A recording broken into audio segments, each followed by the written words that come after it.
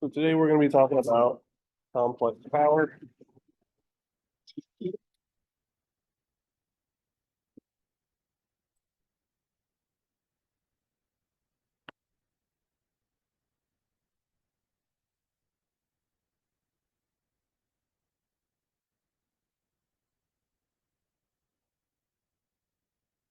Okay, so let's start by looking at our average power relationship that we dealt with in our instantaneous circuits, right?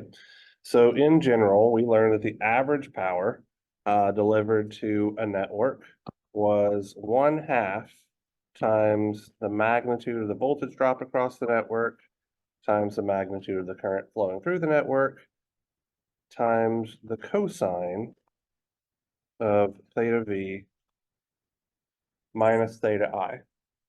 Now, in our last class meeting where we learned about effective values, we found that in a sinusoidal signal, our effective voltage was simply the magnitude of voltage divided by the square root of 2, and our effective current in a sinusoidal system would be the magnitude of the current divided by the square root of 2. So what I can do is I can split that factor of 1/2 up. My computer will behave. And so I could call this Vm over root 2 times Im over root 2 times the cosine of theta v minus theta I, which is nothing more than V effective, I effective, cosine theta v minus theta I. Now, the problem with this expression, while it is more simple and it gets rid of that pesky factor of 1/2 that we kept carrying through anytime we were dealing with strictly sinusoidal signals, is that it's kind of a mixed bag of effective values and then our phasor voltage and phasor current still show up in the form of theta v and theta I. So what we're going to do is introduce a new domain to work in, and we're going to call that the RMS phasor domain. So as a quick aside here, if we have a voltage signal V of t of the form Vm cosine omega t plus theta v, or a current waveform of the form Im cosine omega t plus theta I, where these are our time domain representations, we know that phasor voltage V would simply be Vm angle theta V, and phasor current I would be Im angle theta I. These are our frequency domain representations.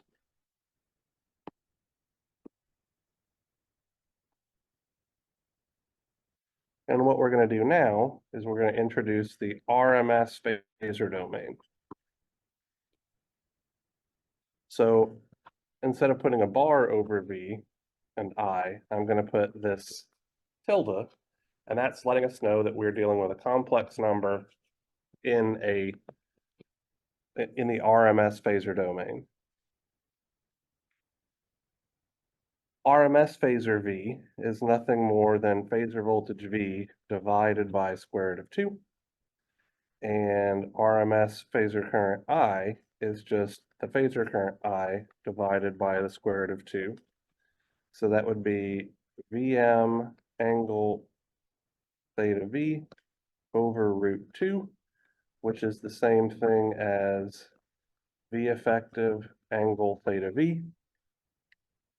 Over here we'd have Im angle theta I over root 2, which is the same thing as I effective angle theta I.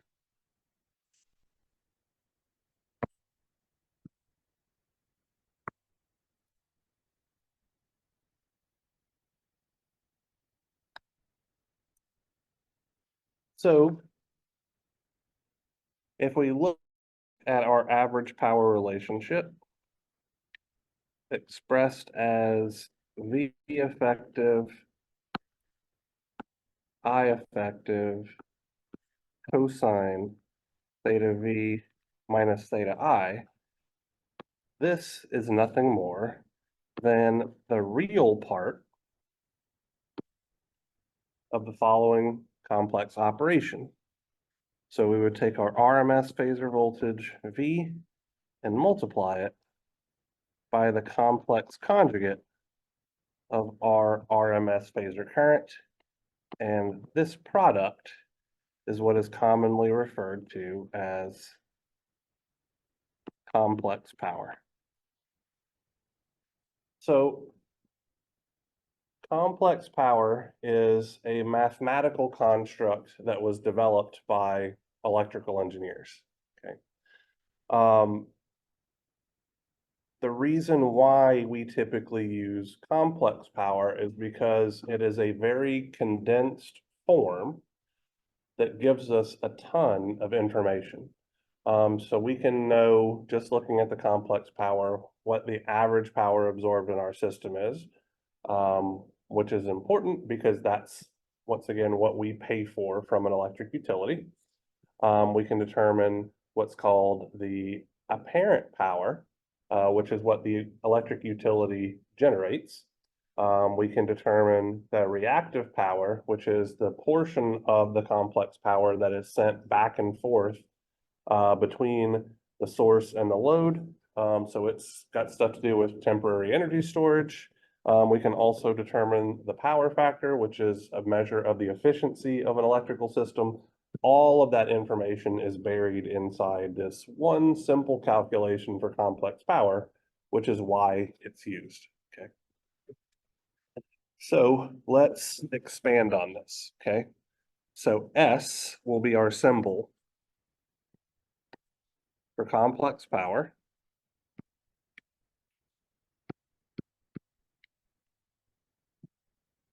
And our definition for complex power is, once again, simply the RMS phasor voltage times the complex conjugate of the RMS phasor current.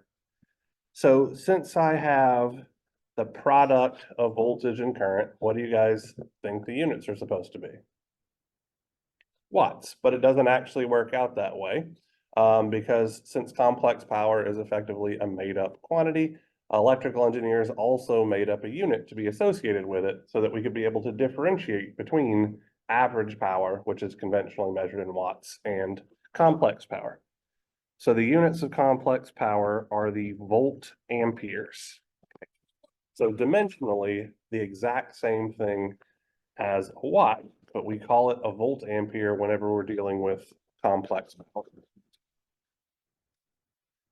All right. So since our complex power is the product of two complex numbers, it in itself is a complex number. And so we can choose to express it either in rectangular form or in polar form. So let's start with a rectangular representation since we've already figured out what one part of that should be. Okay. So the real part of our complex power is going to be V effective times I effective cosine theta V minus theta I, which is what we have from above, plus J times V effective I effective sine theta V minus theta I.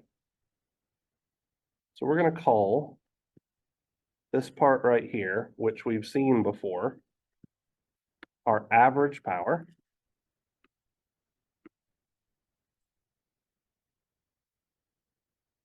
And it is going to be measured in watts because that's the unit that we've been using for average power this entire time. Okay. Typically speaking, this is given the symbol P. You may also see it with the subscript AVG for average, but I'm just going to use capital P from here on out.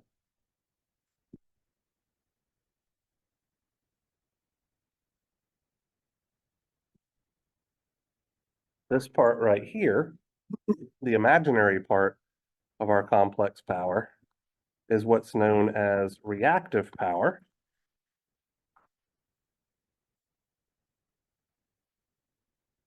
Which typically is indicated by the symbol capital Q. And reactive power is measured in what are called volt amperes reactive. Once again, we have a made up unit to help us differentiate between different quantities. So let's talk about these things really quickly. Okay. So the average power is the portion of the complex power that is capable of performing mechanical work. So another way to think about it is this is the portion of complex power that gets converted into heat energy, okay? So it's typically associated with the presence of resistors or resistances in a system, okay? The reactive power represents the portion of the complex power that gets produced by our source, whatever that may be, gets sent to our load, and then immediately, or the next half cycle, gets sent back. And that happens over and over and over again. So it's representative of temporary energy storage in our system. So anytime we have any capacitance or any inductance, as long as those reactances don't cancel each other out, we should see that we have some reactive power in our system. Now, reactive power is an imaginary quantity from a mathematical perspective, but it has a very, very real application in practical industrial power distribution systems. Without reactive power and without that temporary energy storage, we would constantly have blackouts and brownouts as more and more people brought their loads online at the same time. The reactive power effectively buys the grid time to adapt to changing load conditions as various users turn on and off appliances and things like that. So without having reactive power in our power system, we wouldn't be able to distribute electricity like we do in modern times. Okay, so it's critically important. All right, so this is our rectangular form, so we could simplify this as just P plus JQ. Now let's look down here at our polar form representation.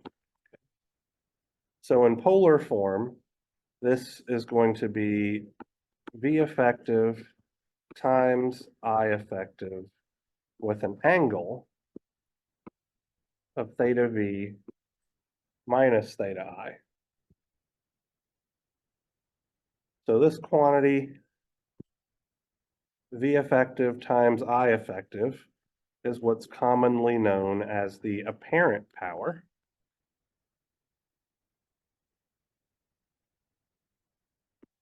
And its symbol will simply be the magnitude of S, because that's literally all it is. It is the magnitude of the complex power. Because complex power is measured in volt amperes, apparent power must also be measured in volt amperes. So apparent power is just the product of the effective voltage and the effective current, which means it doesn't take any phase difference or any phase cancellation into account. So you can kind of think about the apparent power as almost a worst case scenario because there's no constructive or destructive interference between our waveforms, okay? So apparent power is what is most often used to design systems. So for example, if you're trying to size a conductor for a particular system, you would calculate the apparent power that would be drawn by the load. The voltage would be fixed, typically speaking, because the voltage out of an outlet or something like that is usually doesn't change very much.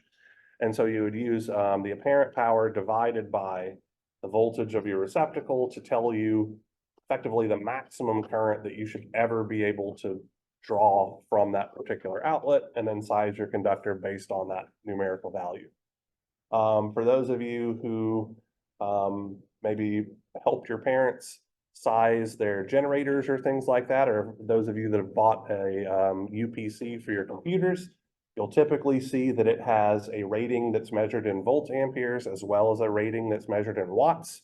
That's telling you the maximum apparent power it can handle and also the maximum average power that it can handle. So this is actually something that you might see on a day-to-day basis if you're looking for power-related quantities. Okay. Lastly, we have this angle right here, or this difference of angles. This is what's called our power factor angle.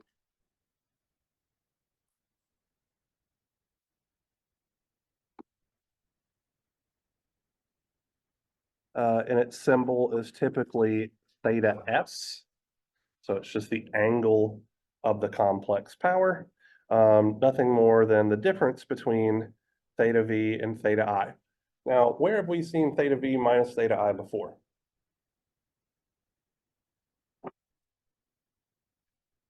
Everywhere, okay. Well, I was looking for something a little bit more specific than that, like maybe our definition for impedance, right? So just as a quick tangent here, you don't need to write this down because it's already in your notes. Impedance Z is defined to be the ratio of phasor current V divided by phasor current I. This is literally the exact same ratio as RMS phasor voltage V divided by RMS phasor current I, because we would just have a common factor of 1 over the square root of 2 in the numerator and a common factor of 1 over the square root of 2 in the denominator. So, right, so exact same ratio. So this could be expressed as V effective over I effective with an angle of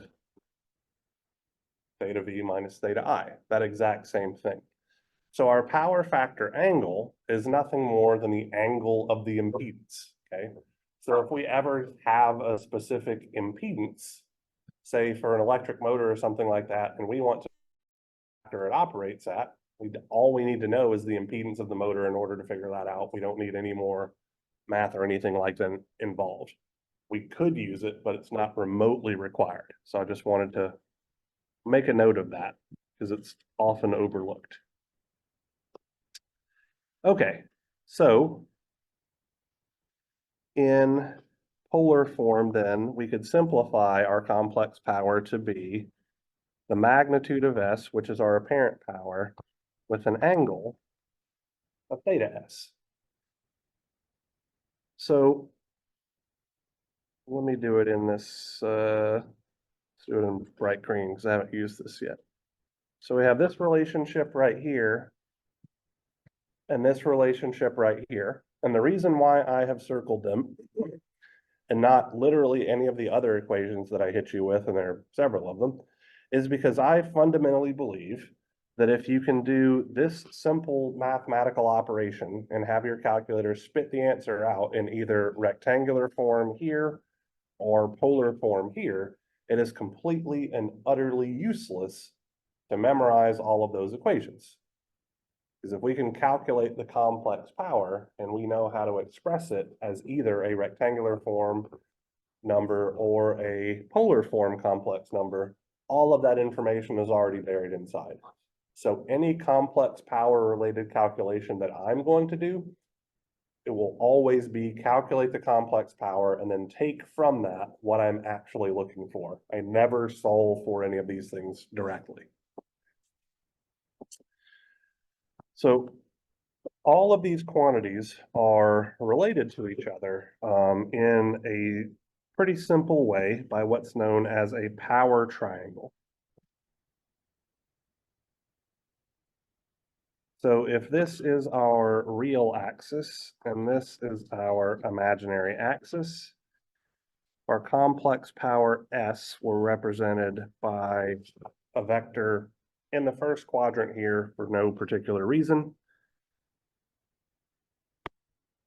We could say that the projection of S onto the real axis is our average power P.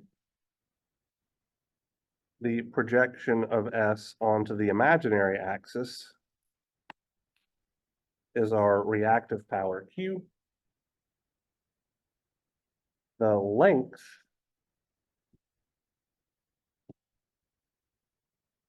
of this vector is our apparent power, and the angle formed measuring from the positive real axis to our complex power vector is our power factor angle. So our power triangle effectively is just a graphical way of representing all of those relationships, which in summary are S is equal to P plus JQ, or the magnitude of S with an angle of theta S.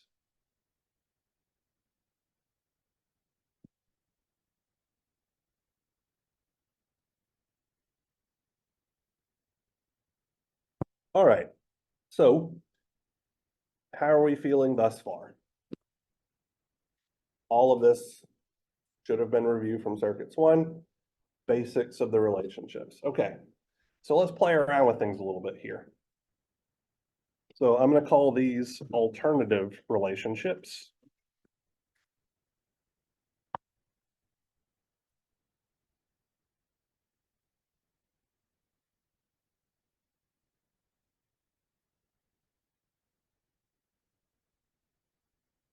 And we're going to start with simply two definitions, and that's where we're going to get literally everything from, okay?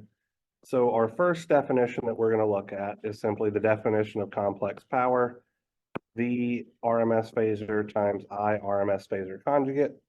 And then our second relationship is just Ohm's law in the RMS phasor domain, which should be V is equal to I times Z. Hopefully it's obvious as to why we can represent this with the RMS phasors just like we did with regular phasors. It's just that same 1 over square root of 2 on both sides of the equal sign, so it's the same thing as before. All right, so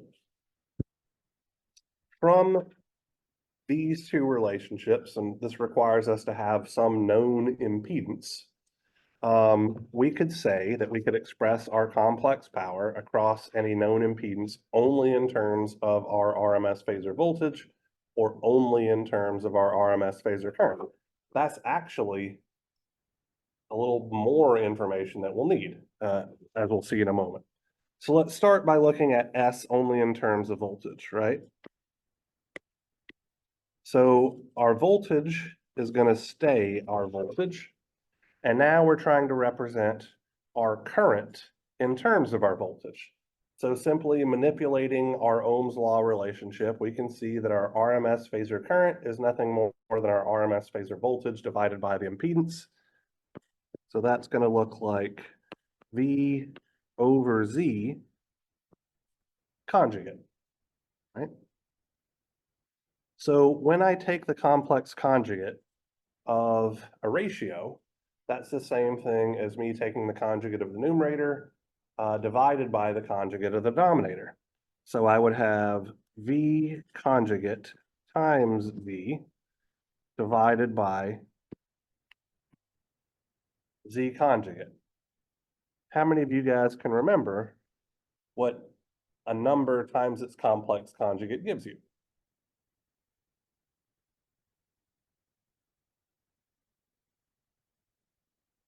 So it's not just the real part. So let's look at it. I'll do this generically down here, and then we'll wind up erasing it because this is also should be reviewed from circuits 1. So let's say that I have a complex number A that is the magnitude of A with an angle of theta A. What would A conjugate be in polar form? So what's the conjugate operation do on a complex number expressed in polar form?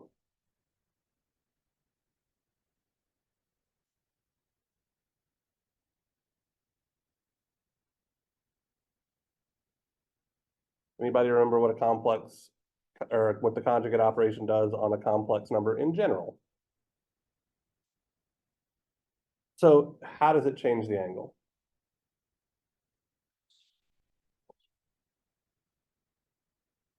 So it changes the sign on the angle. Complex conjugate operation is simply rotating your complex number about the horizontal axis. So for a polar form complex number, that would give us the magnitude of A with an angle of negative theta A. Just as a heads up here, since apparently you guys might need it, if this were expressed in rectangular form as A plus JB, the complex conjugate would be A minus JB.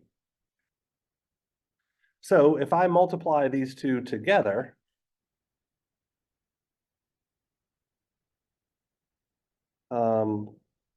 so A times A conjugate would be the magnitude of A angle theta A times the magnitude of A angle negative theta A, which is going to look like the magnitude of A squared with an angle of theta A minus negative theta A, or 0. So when I multiply my RMS phasor voltage times my RMS phasor voltage conjugate, I just get the magnitude of my RMS phasor voltage squared, which is nothing more than V effective. So this is just going to be V effective squared divided by Z conjugate. Stuff over here because we don't need it anymore.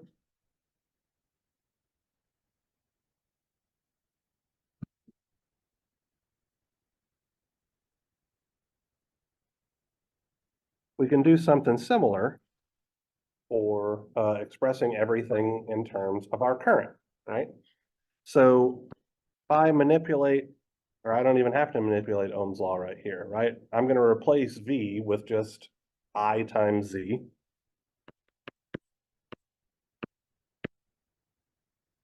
And I'm going to multiply this by I conjugate. So this is just I conjugate times I times Z is going to look like I effective squared times Z, no conjugate whatsoever. So realistically, if I know my impedance, I don't even have to know phase angles anymore. If I have the magnitude of the voltage drop across my impedance or the magnitude of the current flowing into my impedance, that's all I need. We're going to use those relationships a whole heck of a lot when we get to three-phase power in a little bit. So let's look at these alternative relationships applied specifically to a purely resistive load, a purely capacitive load, and a purely inductive load, right?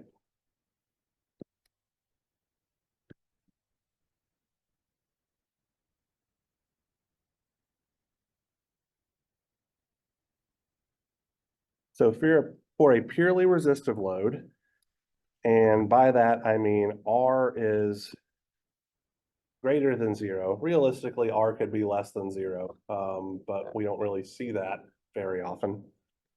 And our reactance X is exactly equal to 0. The complex power absorbed by our resistance is just going to be our effective voltage squared divided by the conjugate of the impedance of our resistor. What's the impedance of a resistor? The resistor value, which is purely real. So what's the conjugate of the resistance? The resistance. So just V effective squared over R. This is identical to our DC relationship for resistors. Okay. In terms of our current, we're going to have I effective squared times the impedance of our resistance, which we know is simply R. And once again, this is identical to what we would see in a DC circuit. Right? So we can notice a couple of things here.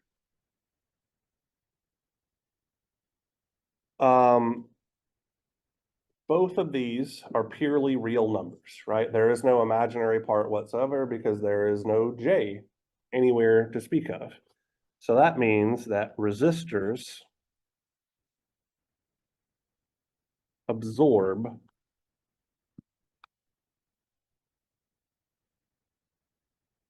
average power. I'm saying that because both of these quantities will always be positive. Can't not be positive when we're taking the square of a number. And they're both purely real, which means we're dealing only with average power.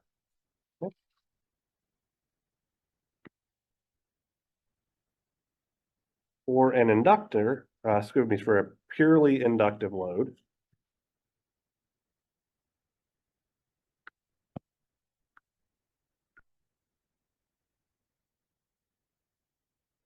where R is 0 and X, our reactance, is positive, let's see what's going to shake out of this thing, right? So let's call this S sub L. So we're still going to have our effective voltage squared. What is the conjugate of the impedance of a inductor? So what's the impedance of an inductor? Let's start there. J omega L.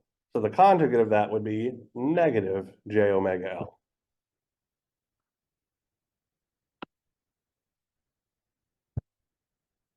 What is 1 over negative J? Say it louder. J, just J. So that's just going to take, we're going to take that negative J from the denominator and move it up effectively into the numerator as a positive J. And so this is going to look like J times V effective squared over omega L, expressed in terms of our current. We're going to have J omega L, that's just the impedance of our inductance, times I effective squared. No fancy manipulation there.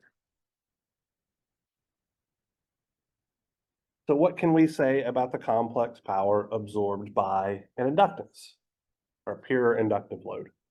Well, they're both positive. So we're definitely absorbing. So we can say inductors absorb. And they're both purely imaginary, right? Because there's a J term on both sides, but there's no real term to speak of. So inductors' role in a complex power circuit is to absorb reactive power.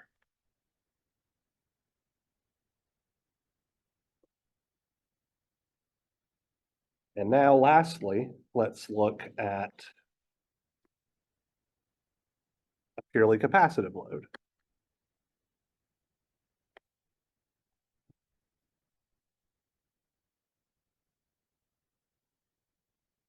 So in a purely capacitive load, our resistance will be 0 and our reactance will be negative.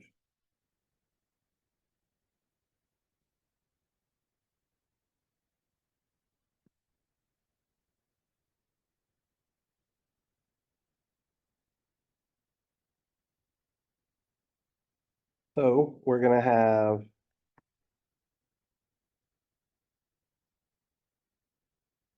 V effective squared times the conjugate of our, excuse me, divided by the conjugate of our impedance, right? So typically speaking, we would say that the impedance of a capacitor is 1 over j omega c, right? We know that that's the exact same thing as negative j divided by omega c. We've seen that in our relationships as well. So if I put negative j over omega c like this, and then I took the conjugate of that, that's going to be positive j over omega c. So I can move that omega c up into the numerator. So I would have omega c times V effective squared. What's 1 over j? Negative j.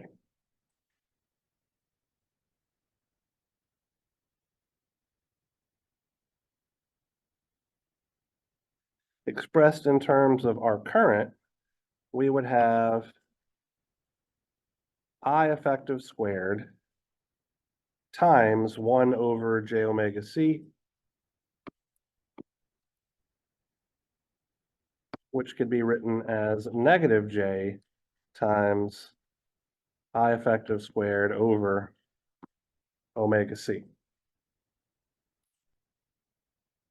So for capacitors, in both cases, we have a factor of negative j out front. So they are going to supply, because of the negative sign, reactive, because of the j, power.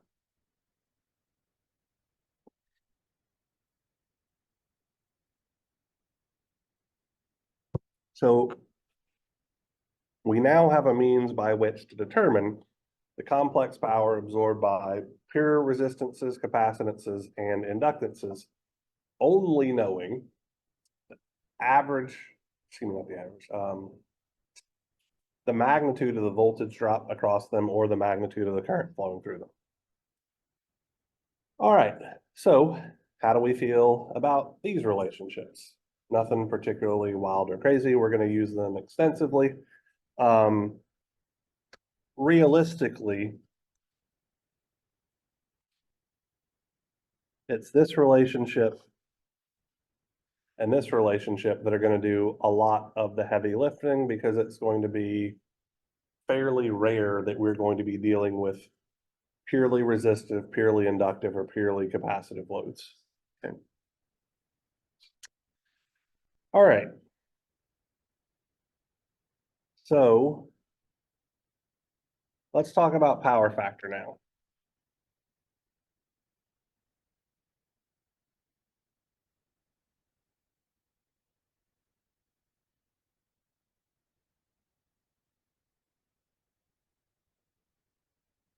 So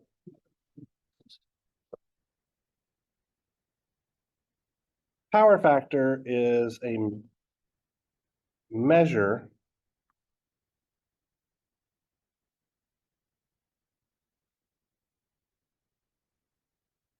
of the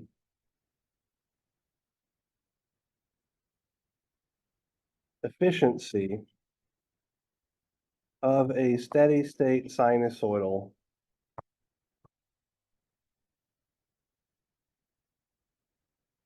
electrical system. Now I put efficiency here in quotation marks because it is not an efficiency relationship like we're normally used to, where it might be, efficiency would be power out over power in kind of thing. It is similar to that, but it's not exactly that. So mathematically, our power factor is defined to be simply the ratio of the average power divided by the apparent power.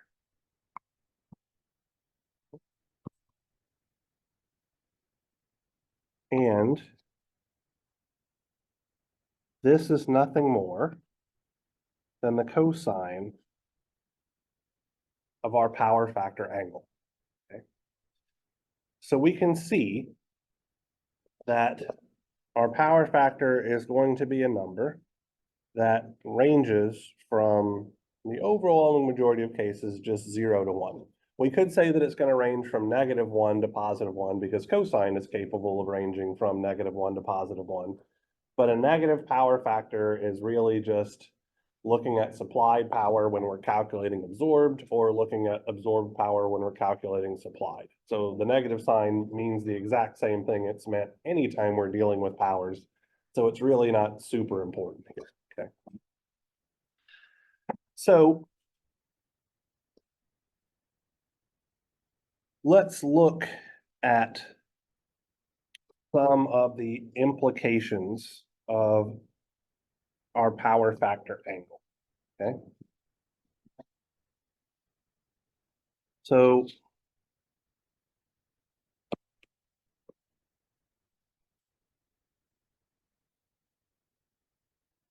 let's start by saying, let's say that when theta s, which, by the way, is actually, theta s is 0 degrees, right? So recall that theta s is simply the difference between the phase angle of the voltage and the phase angle of the current. So when theta s is equal to 0, we can infer several things from this, okay? The first thing that we would know is that our power factor is exactly equal to 1, often called unity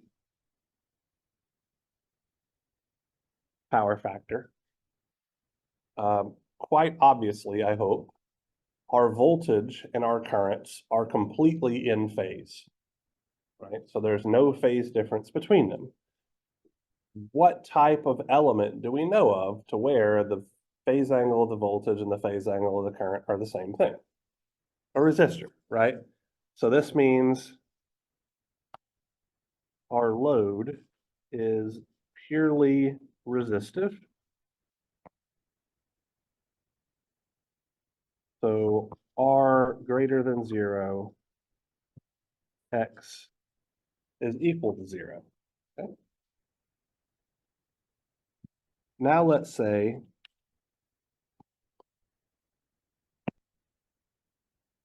zero degrees is less than theta s is less than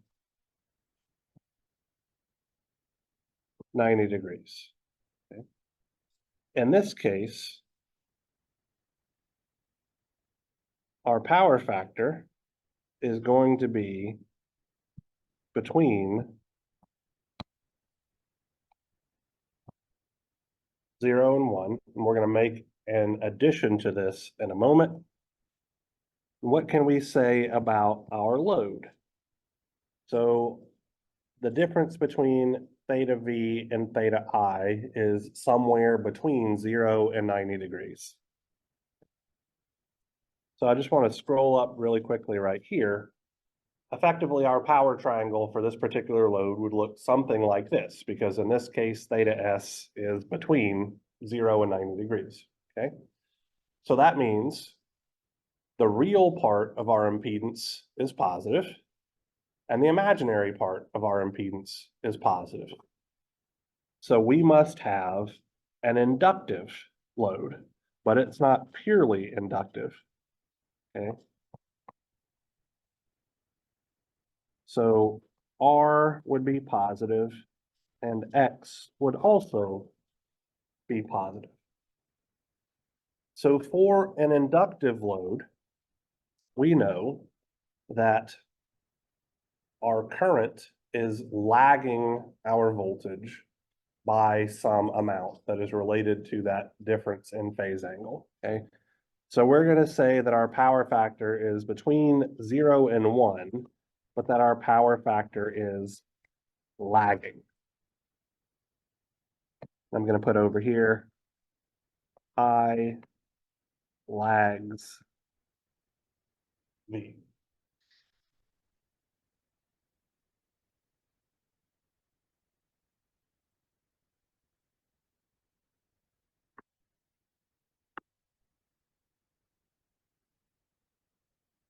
When theta s is exactly equal to 90 degrees, we have the cosine of 90, which we know to be 0. And so our system is operating at effectively 0% efficiency for our intents and purposes. We can say that our load is purely inductive. So R is 0 and X is greater than 0. And now if we go in the other direction for our angle, if negative 90 degrees is less than theta S is less than 0 degrees, once again, our power factor will be somewhere between 0 and 1. And in this case, our load is capacitive, where R is greater than 0, but X is less than 0. And so we know that we should have a leading power factor because in this system, our current leads our voltage. And then lastly, we would have the condition where theta S is equal to exactly negative 90 degrees. Once again, our power factor would be 0, and our load would be purely capacitive. So R would be equal to 0, and our reactance would be negative or less.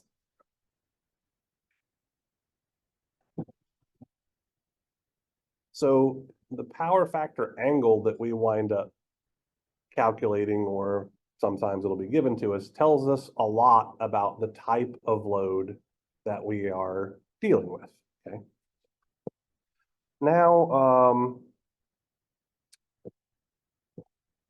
let's revisit and talk about that original definition that I gave you guys, right?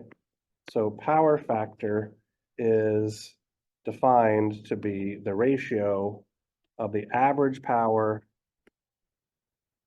to the apparent power. So this average power on top here is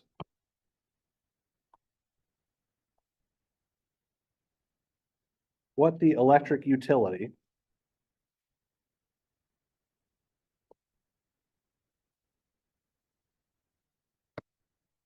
makes you pay for. So your utility bill is nothing more than effectively the average power that you consume multiplied by the time duration of the billing cycle. Because power times time is energy, okay?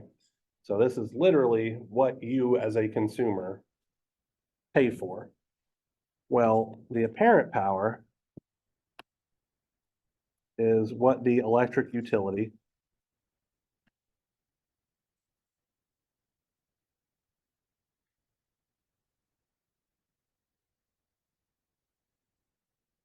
pays to generate.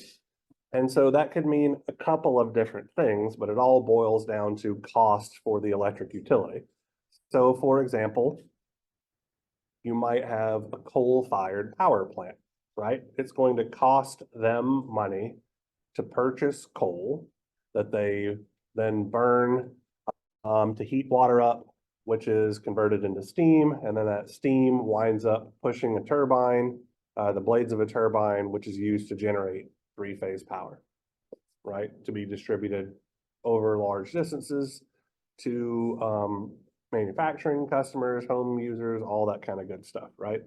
Or it could be part of the infrastructure cost of setting up the wires and all of that kind of stuff, turbine used in a hydroelectric system, et cetera, et cetera. So effectively, apparent power is what the electric utility generates, and average power is what we, the consumer, pay for.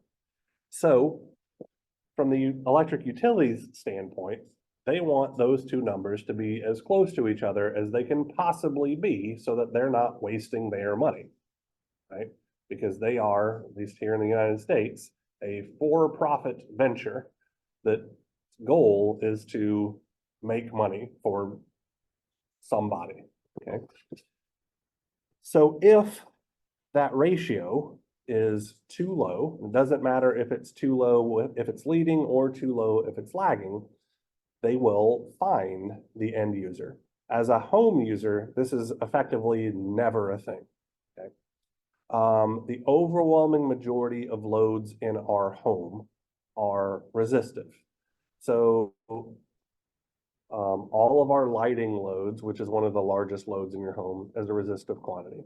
If you have an electric oven or an electric stovetop, that is a resistive load. The oven would have a resistive load to generate the heat, so to power the heating elements, and then it might have a small inductive load for any fans if you happen to have a conduction, or excuse me, a convective oven or anything like that. Your dryer is a large resistive load with a small inductive load. Your ceiling fans are usually inductive loads. Any televisions, computers, other types of modern electronics are all resistive loads because they all actually just have rectifiers that convert the AC power to DC power. So the only thing that you're going to see from that is a resistive load. Your washing machine is a combination of inductive and resistive. Anyway, so in a home setting, the overwhelming majority of the loads are resistive, which means your average power is high compared to, and so your power factor is close to 1. Okay. In a industrial setting, to where you might be using conveyor belts and things like that that have larger inductive loads all over the place, larger HVAC units, things like that, your power factor can be appreciably lower than it would be in a home setting. And so those fines typically go to large manufacturing companies. And so they have developed a scheme by which to avoid paying those fines, which is called power factor correction.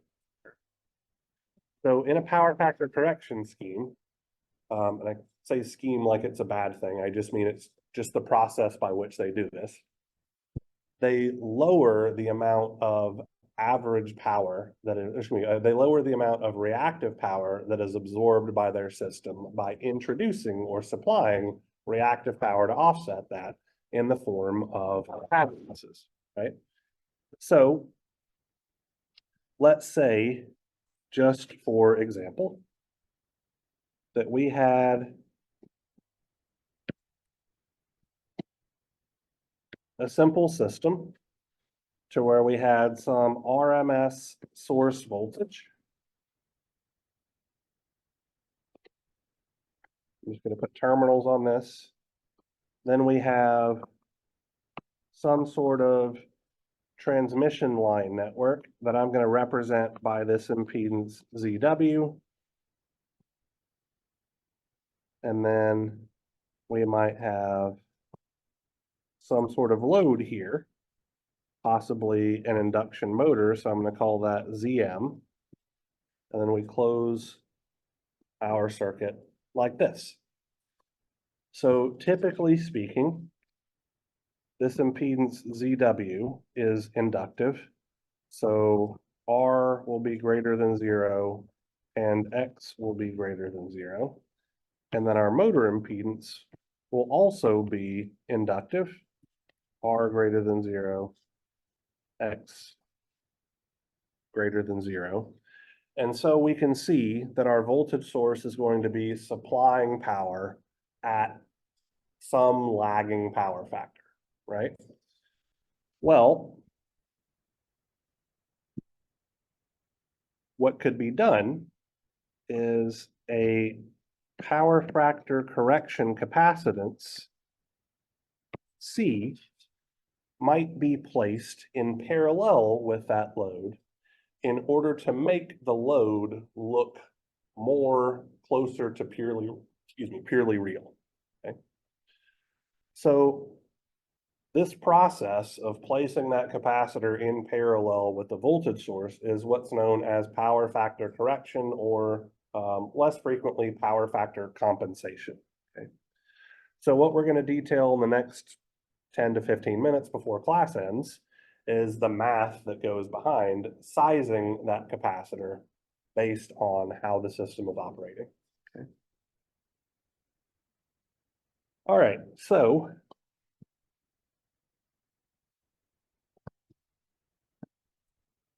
let's look at a power triangle for a system before power factor correction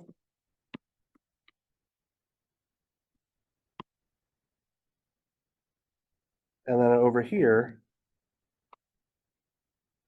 let's look at one after power factor correction.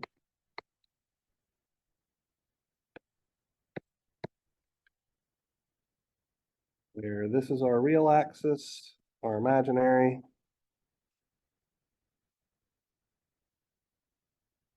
So prior to power factor correction, we might have something that looks like this. So this is what we're going to call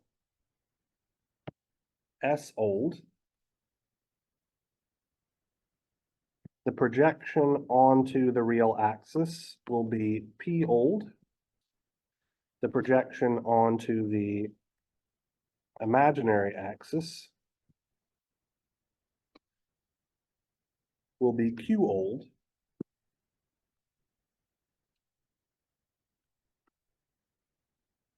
And the angle formed between the positive real axis and our complex power is theta old. So after power factor correction capacitance has been introduced, we're going to have something that looks similar. So this would be S new.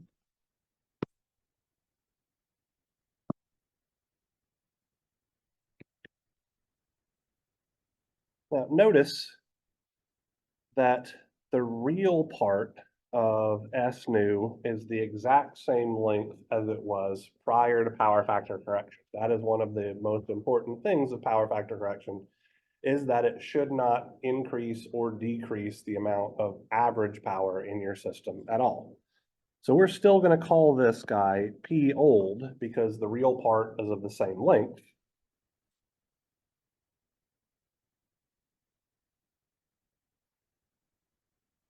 However, there was a significant reduction in the amount of reactive power absorbed in our system in total. So we see that Q new is less than Q old, and therefore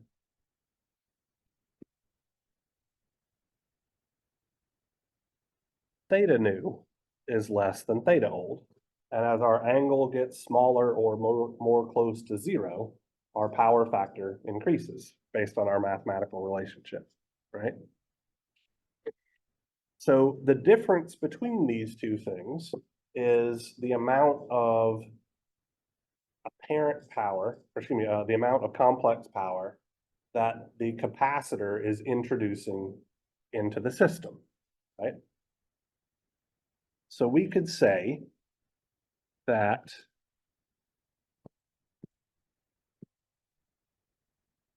complex power introduced by our capacitor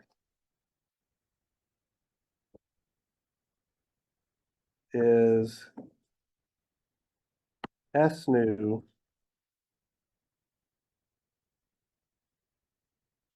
minus S old, which is going to look like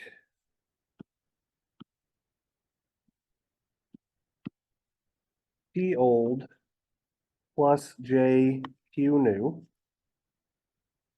minus P old plus J Q old, or simply J Q new minus Q old, or J Q cap.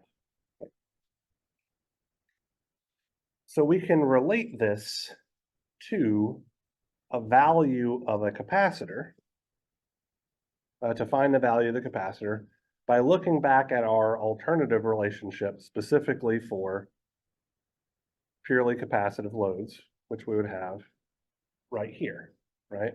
So we're going to say that this S cap that we have here is equal to the S cap that we found down below.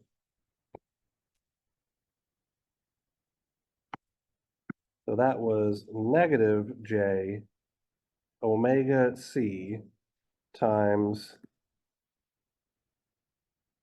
the effective value squared. And rearranging this relationship, what we find is that C is equal to negative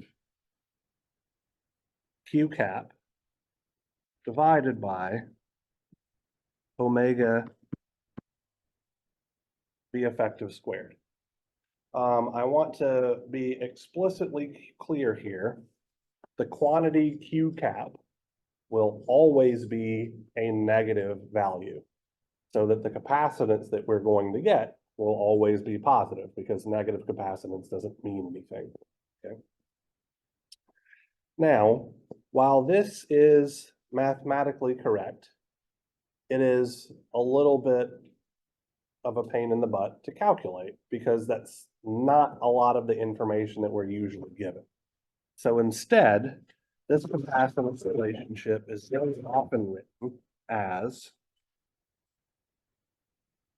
P old times the tangent of theta old minus the tangent of theta new